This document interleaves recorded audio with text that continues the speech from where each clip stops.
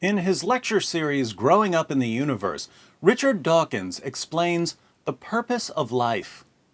We began by asking what flowers were for. We considered various answers and eventually concluded that flowers are for the same thing as everything else in the living kingdoms, for spreading copy-me programs about, written in DNA language. The purpose of all living things, says Dawkins, is to spread copy-me programs written in DNA language. DNA is basically a set of instructions for building things, but the things that are built are ultimately for making more copies of DNA. So the purpose of living things is to make copies of DNA. Flowers are for spreading around instructions for making flowers. Bees are for spreading around instructions for making bees. Elephants for spreading instructions for making elephants. And birds for making more birds. Clearly, this would include human beings. What's the purpose of you and me and Richard Dawkins? Our DNA builds its own self-copying machinery. This is what we are. We are machines built by DNA whose purpose is to make more copies of the same DNA. In the study guide that accompanies the lecture series, we read, "We are machines for propagating DNA, and the propagation of DNA is a self-sustaining process. It is every living object's sole reason for living." Your sole reason for living is to make copies of a molecule. You're a machine for propagating DNA.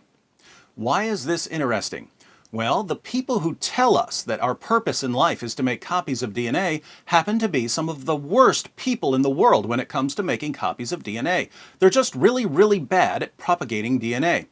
In the West, many atheists are convinced that atheism is rapidly expanding. But we shouldn't confuse whining and trolling with expanding. While many people are declaring themselves to be atheists, birth rates among atheists are so low that the atheist population is actually shrinking as a percentage of the world population. A 2015 Pew Research study titled The Future of World Religions, Population Growth Projections 2010 to 2050 is subtitled Why Muslims Are Rising Fastest and the Unaffiliated Are Shrinking as a Share of the World's Population. The unaffiliated group includes atheists and agnostics. Atheists and agnostics are shrinking as a share of the world's population. For you atheists who are yelling, "But so many people are becoming atheists in America and Europe, surely we must be taking over the world," the study takes conversions into account, but concludes that by 2050, atheists, agnostics, and other people who do not affiliate with any religion, though increasing in countries such as the United States and France, will make up a declining share of the world's total population. In terms of the total number of adherents, both Christianity and Islam will continue growing. But notice that the number of Muslims is growing even more rapidly. When considered as a percentage of the world's population, Christianity is expected to stay roughly the same, while Islam is expected to increase significantly. What about atheists and agnostics? Well, the number of unaffiliated will increase slightly from 1.13 billion to 1.23 billion, but that growth rate is much slower than the growth rate of several other groups. The result is that, as a percentage of the world's population, atheism and agnosticism are declining. Why are they declining? Low birth rates. The fertility rate of the unaffiliated is just 1.7, while the fertility rate among Muslims is 3.1. In Dawkinsian terms, atheists and agnostics are poor propagators of DNA. As a group, Muslims are the best propagators of DNA. If you'd like a quick comparison, Richard Dawkins, Sam Harris, Daniel Dennett, Christopher Hitchens, Neil deGrasse Tyson, Stephen Hawking, Michael Shermer, Lawrence Krauss, and Bill Nye the Science Guy combined have produced fewer children than Osama bin Laden. Now, remind me, what's the purpose of human beings, according to Richard Dawkins? This is what we are. We are machines built by DNA whose purpose is to make more copies of the same DNA. So if Islam leads to increased production of DNA, it's clear that Islam helps human beings fulfill their sole purpose in life.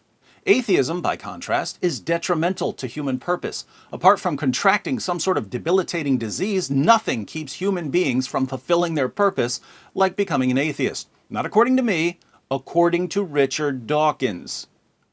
This realization leads to what we'll call the Dawkins dilemma. On one horn, if our purpose is to propagate DNA, then atheism is an obstacle, an impediment, a hindrance, a stumbling block. Atheism should therefore be rejected for its harmful impact on humanity. Here atheists will cry, "But atheism is true!" Sorry, but DNA doesn't care about what's true. The only criterion here is getting more copies of a molecule into the next generation, and atheism fails miserably at this task. This means that atheists like Richard Dawkins should abandon atheism and convert to Islam, an ideology that makes DNA's wildest dreams come true. On the other horn, if atheists like Richard Dawkins don't want to convert to Islam, they need a purpose that goes beyond the propagation of DNA. They need a purpose that transcends biology. They need a purpose that just isn't available on atheism. Hence, if Dawkins doesn't want to convert to Islam, he needs to reject atheism for failing to provide a purpose higher than the biological. So Dawkins can either reject atheism and convert to Islam because Islam, unlike atheism, helps him fulfill his purpose as a human being, or he can reject atheism because it doesn't provide a purpose beyond propagating DNA, and a purpose that goes beyond propagating DNA is required to avoid the first horn. Either way, atheism must be abandoned. Now, for you Muslims who are watching, cheering when I say that Islam is growing rapidly, you should click on this video to see why Islam is growing rapidly. Here's a hint. Due to the poor treatment of women in Islam, many Muslim women have little to do in life besides making babies, and this leads to high birth rates among Muslims, thus the growth of Islam. Since DNA doesn't care how Muslim men treat their wives, so long as the DNA molecule is replicated, Islam's poor treatment of women ends up making it the ultimate ideology for propagating DNA. Thus, the absurdity of Dawkins claiming that our sole purpose in life is to propagate DNA, while condemning ideologies that promote our sole purpose. But for those of us who believe that human beings were created for a higher purpose, something far more significant than making copies of a molecule, the reasons for Islam's rapid growth turn out to be evidence that it's false, in spite of its rapid growth.